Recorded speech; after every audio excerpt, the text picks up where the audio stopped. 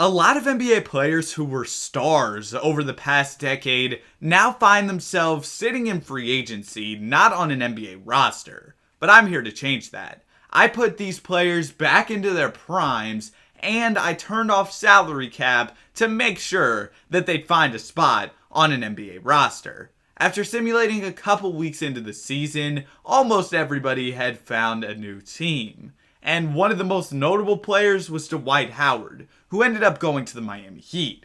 But a lot of other players ended up changing teams as well. When I checked out the transaction report, the Spurs had fired Greg Popovich, which is crazy, but the Pelicans, they ended up picking up Derek Favors. The Sacramento Kings picked up DeMarcus Cousins. The Houston Rockets add Trevor Ariza. So I guess it's back to the bench for Dillon Brooks. Also, the Golden State Warriors picked up Christian Wood on a minimum. I know he isn't a player who's a focus of this video, but that's still kind of an interesting signing.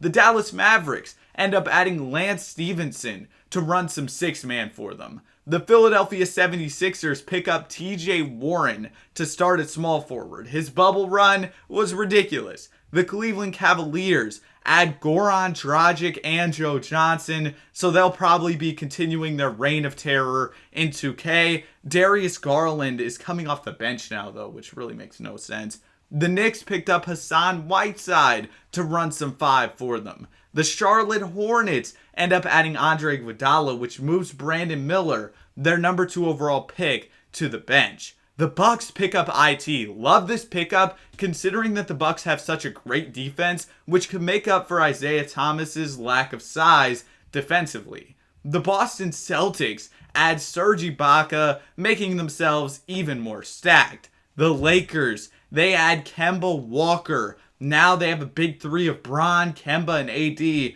with good role players. The Brooklyn Nets pick up John Wall to run some PG, and that moves Spencer Dinwiddie into a bench role. I like that pickup for them. The Kings, of course, ended up picking up Boogie. I don't really like the defensive fit of Boogie and Domantas Sabonis. Their defense wouldn't be great, but you know what? It's cool to see DeMarcus back in Sacramento. And the Bulls ended up signing Rondo. Remember that Bulls team with Rondo, D. Wade, and Jimmy Butler? That was a weird time in Chicago.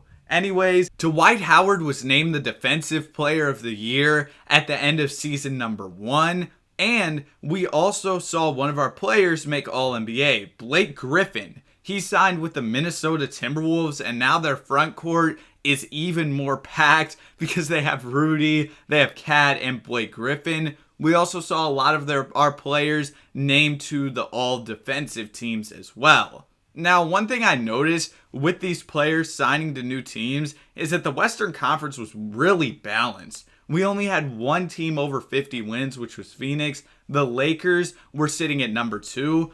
Golden State was number 3 after picking up Christian Wood. Memphis was number 4. The T-Wolves with Blake Griffin were the 5th seed. The Clippers were sitting at 6. At 7, you had the Pelicans who picked up Derek Favors. The Blazers picked up Rudy Gay, and they are 8th. The Miami Heat were the number 1 seed in the East. Not a big surprise. Their front court of Bam and Dwight would be crazy defensively. The Cavs, with their stacked roster, were 2nd. The Celtics were stacked and ended up 3rd. The Hawks were 4th. The Sixers were 5th. The Bucks were 6th after picking up IT. The Knicks were 7th. And the Hornets actually ended up as the 8th seed. Now it's time for the NBA playoffs. Let's see if we get any Game 7s. One thing I immediately noticed is that Sacramento actually upset Phoenix in the first round. The 8-seeded Kings, who brought back DeMarcus Cousins, end up going from play-in to beating the first seed. Ridiculous stuff, and DeMarcus Cousins was a big part of that win. We've got one Game 7, though, between Milwaukee and Boston. Two of the most stacked teams in the East going at it in the first round. We're definitely going to simcast this one, and we get a close one. Al Horford has the ball. He gives it up to Jason Tatum. The Bucks are up by 3. Tatum pulls the mid-range off the KP screen, ends up missing it. Now the Bucks have a chance to take real control of this one with the ball up by 3 points. Drew Holiday gives it to IT for the 3, and Thomas misses it. Jason Tatum grabs the rebound and he's looking to get a bucket for his team. Tatum gets down the lane, an easy short jumper is up and it's good. I don't know why he didn't lay it up or dunk it, but hey, it's a bucket. Now Isaiah Thomas is looking for an answer. We've seen him have some clutch moments in his career. IT passes it. Great look in the post for Bobby Portis. An easy dunk to put the Bucks back up 3. A nice answer after the short Tatum jumper. Tatum looks to answer with the 3, misses it. Kristaps Porzingis gets the rebound and goes ahead and lays it in, making it a 1-point game once again. Isaiah Thomas swings the ball to the corner. Now the ball is back up top. Jrue Holiday gives it up to Giannis Antetokounmpo. The ball is in the Bucks stars' hands with the game on the line. Shot clock winding down. Giannis down the lane and he gets fouled. Giannis Antetokounmpo goes to the free throw line and knocks down 2 big free throws to put his team up by 3. Jason Tatum, time is winding down.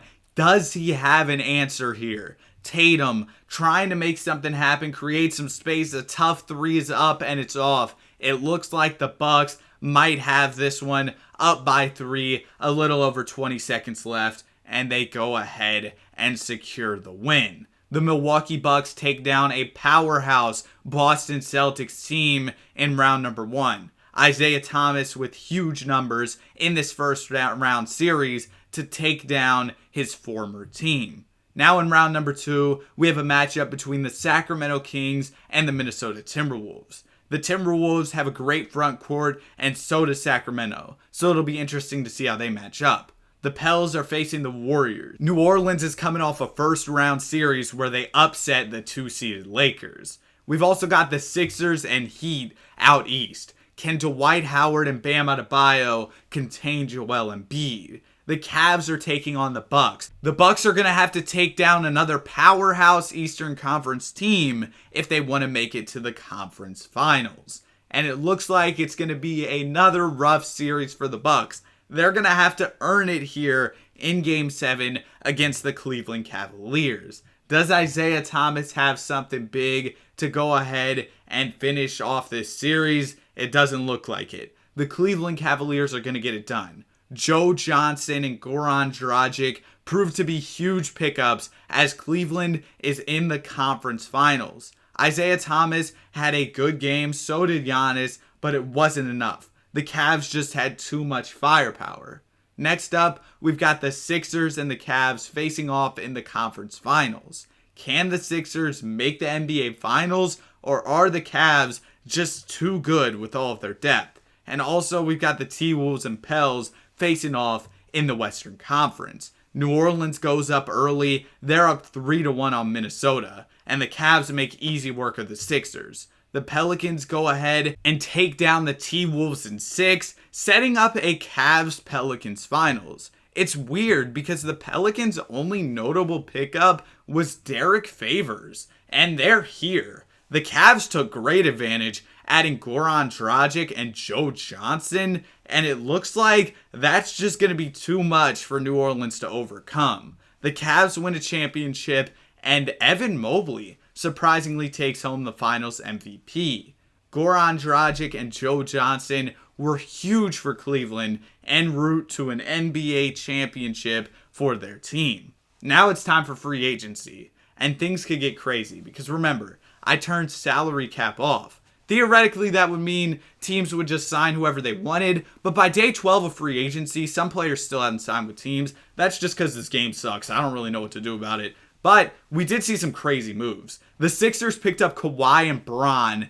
AD and Dwight Howard team up with the Lakers. The Clippers go out. They sign Boogie, DeRozan, and Iggy. It was a crazy free agency. The Sixers are absolutely stacked now. They're pretty top heavy, but they've got some amazing talent on their roster. Chicago adds Blake Griffin to the squad. We also see the Cleveland Cavaliers lose some key pieces coming off winning a chip. The Celtics lose Ibaka, but add Rudy Gay. The Clippers end up adding DeMarcus Cousins, DeMar DeRozan, Andre Iguodala, and Tyrese Maxey. just stacking up the roster. The Hawks add Rondo. They've already got Trae Young, so might be a weird fit there. The Heat lose Dwight, but add IT to run some point guard for them. That was definitely an area of need for their team. The Hornets add John Wall to play alongside LaMelo Ball in the backcourt. The Utah Jazz didn't really do anything too notable in free agency. Sacramento unfortunately loses out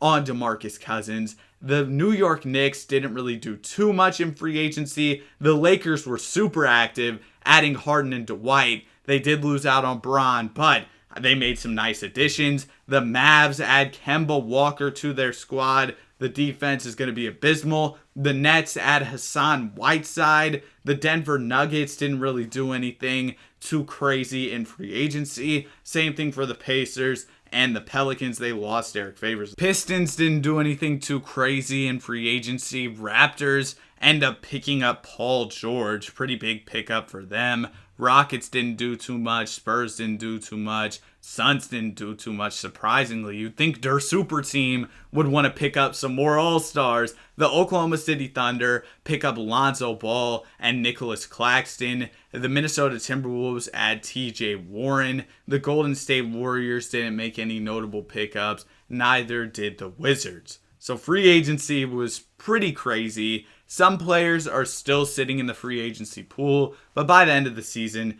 that should be squared away. At the end of the season, James Harden was named the MVP of the league with the Lakers. Pretty surprising. He's 35 years old, but he was getting buckets and creating opportunities for his teammates.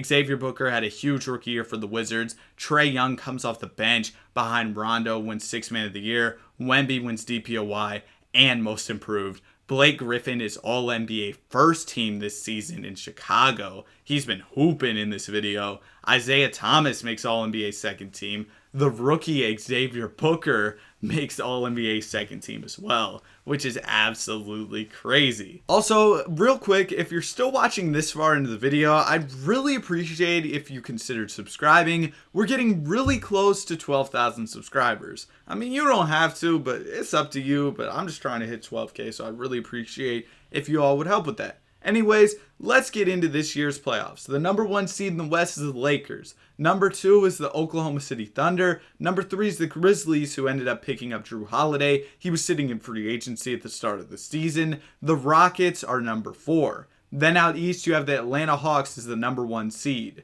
The Sixers are second. They picked up Markelle Fultz out of free agency. He rounded out their starting lineup well. Charlotte is number 3. They look really good, actually. They've got quite a few good guards on the roster. The Cavs are number 4. Let's go ahead and see how these playoffs pan out. See if any of these players who are back in their prime can make a big impact on this year's playoff run. We do end up getting some Game 7s in round number 1, 2 of them in the Eastern Conference. We have one between the Bulls and Hornets that we're going to check out first. The Bulls, led by Blake Griffin, are much worse than the Hornets on paper, but it looks like Blake's just really like that. I think he was on All-NBA first team this year. So let's go ahead and simcast this one, and we end up getting a close one. 113 to 113, a little under 2 minutes remaining. Charlotte has the basketball. LaMelo Ball is going to get the screen up top. LaMelo kicks it to the corner. A nice look for Brandon Miller. And it's going to drop. A wide open 3. You don't want to give something up like that in the clutch, but the Bulls did. The defense just wasn't there that time. Zach LaVine has the ball. The Bulls need an answer here. LaVine, a little fadeaway. That was a good look, but he missed it. Zach LaVine blows an opportunity there. Now the Hornets can make this a 2-possession game, and Brandon Miller has an opportunity to do exactly that at the free throw line. He misses the first free throw, but Brandon Miller does end up converting on the second one. I'm guessing Blake Griffin is fouled out or something because I don't see him in the game. It's Zach LaVine's time to shine, which could be unfortunate. Here we go, the mid-range. Oh my goodness, man. They need Blake to be in this game. LaVine is selling in the clutch. Miles Bridges has the basketball. He's going to get the screen from LaMelo. Pull up 3 is up and it's off. I mean, it's not like the Hornets have been playing crazy either. The Bulls have definitely had a chance to get some buckets. They've had some good looks. And here's a little pass to Vucevic, and Vucevic misses it. Yeah, this one might be wrapped, man. Chicago has just blown every single chance that they've had in this game. This series is over. John Wall, LaMelo, and company are moving on, and the Chicago Bulls are going to lose. We still got one more game 7 though in the East. It is Philadelphia versus Boston. Boston somehow the 7th seed this year. Don't really know how because their roster is still stacked as usual. But I'll take it. We should have a game 7 that's really good here because both of these teams are nice.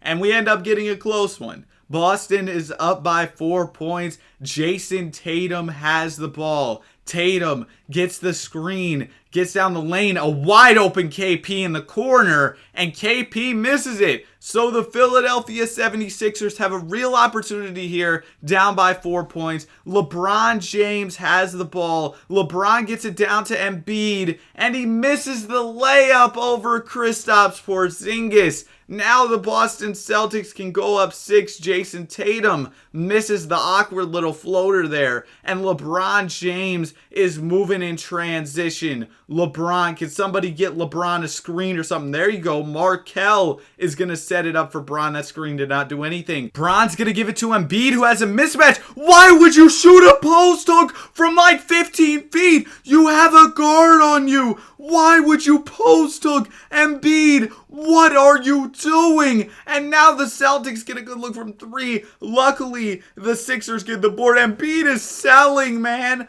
Bron gets it down to Embiid. Oh no, he has another mismatch. There you go. Don't take it out to 15 feet into a post hook this time. Jaylen Brown does convert on both free throws, though. So the Celtics still up by 4 points here. Joel Embiid gives it to LeBron. And he misses it. All right, yeah, this one's over. Oh, my goodness. The ending to that game was ugly for the Philadelphia 76ers. Joe Johnson with 31. Bron with 11 points. Oh, my goodness. That is nasty for LeBron James. Usually he's out there getting a lot more buckets. But you know what? The Sixers are going to lose, and the Boston Celtics are moving on. We've got the Lakers and Clippers in the second round out in the Western Conference. The Lakers are the number 1 seed this season. We got the Pels and the Timberwolves out west as well. There's prime George Hill running the point guard. We got the New York Knicks and the Atlanta Hawks. We saw that one playoff matchup between them where Trae Young was just cooking. We got the Hornets and the Boston Celtics, the John Wall, LaMelo backcourt. That backcourt would be absolutely electric with both of them in their prime. Oh man, that would be crazy. But the Lakers are going to gentlemen sweep the Clippers, and the Pelicans are going to gentlemen sweep the Timberwolves. The Celtics go ahead and sweep the Hornets, but we did get a game 7 between the Knicks and the Hawks. I hopped in, but nothing really interesting happened, and ultimately the New York Knicks took this one home, winning by 8 points. So New York is in the conference finals against Boston, 2 lower seeds that end up advancing. And then the Lakers are here against New Orleans. The Lakers with their huge front court, Anthony Davis and Dwight Howard. I don't know how New York made it here in this stacked league, but we'll see if they can somehow pull the upset against Boston. They're up 3-0 right now, and they're going to advance to the finals. New York is here. They're facing the Los Angeles Lakers. The Lakers with Harden, Reeves, Dwight Howard, and AD. I don't know how the Knicks are going to pull this one off. The Lakers are cooking. They're up 3-1 in the series. They're going to take it in a gentleman's sweep. James Harden gets a ring and a finals MVP. Harden had a crazy year this year. Dwight Howard was great for the Lakers. And the LA gets a championship. Let's go ahead and head into free agency. Another stacked free agent class. Lots of star players. Some of the players who we put back in their prime are also here in free agency. By the very end of free agency, there were still a few pretty good players sitting there, but looking at some of the moves that were made, Giannis and Donovan Mitchell teamed up in Milwaukee, but a lot of guys stood pat. Drew Holiday also ended up going to the Denver Nuggets. But when you look at the Nuggets, they actually lost out on Jamal Murray. So they also don't have Aaron Gordon. They might not be as good as I thought with the addition of Drew Holiday. And then the Milwaukee Bucks, they basically lost everybody besides Giannis and Donovan Mitchell. Pat Connaughton stood pat as well. Stood pat, and his name is Pat. I didn't even mean to do that. Now I'm rhyming accidentally. I'm just going crazy, man. Anyway, let's go. Bro, what am I talking about? Let's go ahead and get into the NBA playoffs this year. We'll check out some of the top teams in the standings. Then we'll get to simulating. This will be the final year of the video, so we'll have to see who can capture that final Larry O'Brien trophy. Looking at the standings, the Oklahoma City Thunder were the number 1 seed in the West this year. OKC doesn't really have any of our prime players besides Lance Stevenson, but they're always really good in the simulation. The Lakers, number 2, Dwight Howard, of course, has been holding it down here in LA alongside Anthony Davis and James Harden. The Phoenix Suns, they still got their same core pretty much, and they ended up picking up Devin Vassell. The Portland Trailblazers are in here. They got Dame coming off the bench, Bubble TJ starting at the small forward position. Cleveland Cavaliers, number 1 seed. Cavs legend George Hill is back for more. He's ready to make an impact. The Toronto Raptors with PG, Scotty Barnes, Pascal Siakam, they're the number 2 seed. The Milwaukee Bucks, after picking up Donovan Mitchell and, of course, re-signing Giannis, they end up adding Lonzo to the roster as well. The Hornets, again, are really good in the East, and they picked up Brook Lopez to run the 5. The Atlanta Hawks are the 5 seed in the Eastern Conference. Miami is 6th with Isaiah Thomas. They've also got Christian Wood coming off the bench now. And then the 6th seed in the West, because I think I forgot to show them, we got Kyrie, Luka, Kemba Walker. Yeah, they've got a lot of guards that don't play too much defense. Hopefully we get a really eventful playoffs this year. I feel like we've had a lot of hopping games throughout this video that we've been able to watch. So maybe we can see some more of that. It looks like we do have one close series in the East and one close series in the West. We got 2 Game 7s to check out. Hawks versus Hornets in the Eastern Conference. The Hawks,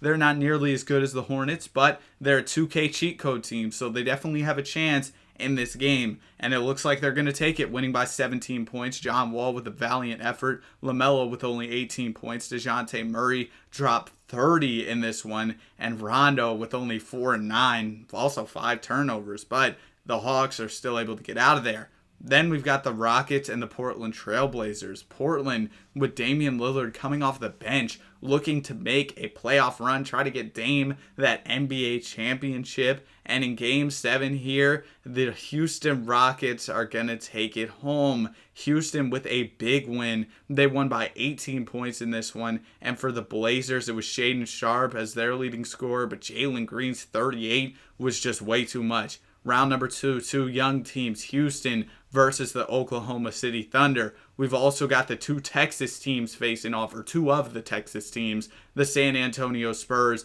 and the Dallas Mavericks, because the Rockets are also a Texas team, you know, the Houston Rockets. And the Cavs, they picked up Wesley Matthews to run the 2, one of the players who I put back in their prime. And then we've got the Bucks and the Celtics. The Bucks looking pretty good after picking up Donovan Mitchell and also keeping Giannis and then adding Lonzo to the squad. And it looks like the Celtics are going to cook them. The Celtics came in as a 7 seed again this year, and they're looking to get back to the finals. They have Chris Paul now. They're facing up against the Cleveland Cavaliers here in the conference finals. We didn't get any close second-round series. They were all gentlemen's sweeps. We got the Mavs and the Thunder here in the Western Conference. Can the Mavs actually make something happen? We haven't seen them make too much noise in this video.